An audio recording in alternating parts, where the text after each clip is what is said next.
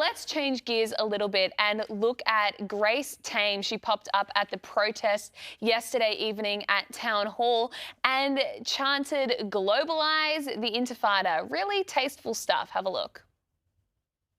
From Gadigal to Gaza, globalise the intifada! Thank you!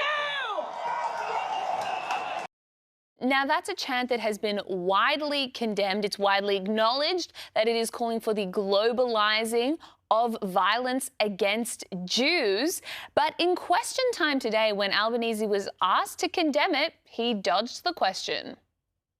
Will the Prime Minister today show leadership, disassociate himself from these words and unequivocally condemn this disgusting display of anti-Semitism by the former Australian of the Year?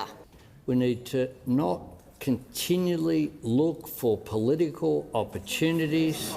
From what is a devastating situation, we need to turn the temperature down. Why can he not condemn her? Just because you've done good work on something else, on sexual assault, does not mean you are immune from criticism on all other issues, especially when you are chanting calls for violence. Yeah, I mean, the truth is Albo's, and this is sometimes what gets him in trouble, quite frankly, because people think he's not being strident enough. But his instinct in all of these things is to do exactly what he just said, which is to calm everything down, to not use any inflammatory language, not use any particularly emotive language, even when people are saying, no, this is when we need you to step up and, But how hard is it to just say, I disagree with what she said. I respect her work on other issues, but calling to globalise intifada is wrong. Obviously, you would have this whole bunch of these crazy, nutty, lefty douchebags rising up and saying, oh my God, he's, punching down on a victim of sexual violence and blah, blah, blah, blah, which is exactly what they would do. And that is exactly what they would do. But this is the problem, but that is the problem,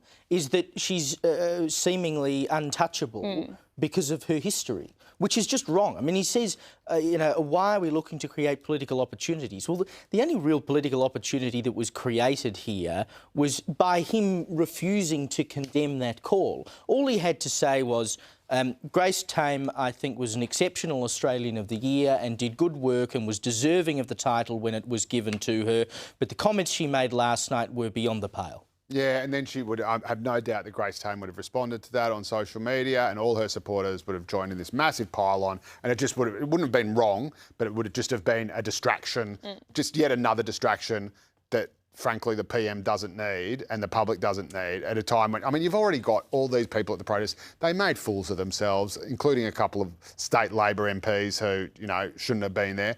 But, they just looked idiotic. There's a ceasefire in Gaza now, for Christ's sake. Obviously, everyone's accusing the other side of not abiding by it, but they've actually signed a deal. They're moving towards something resembling peace, and still you've got these morons out in the street defying police orders for the visit of an ex-Labor left leader who now has a ceremonial position in Israel. These guys just want anything to protest about. They don't make any good arguments. They don't say what anything should look like, how a two-state solution would work. They just scream things and shout them louder. They shout whatever they've been told they're not allowed to shout because that's so edgy.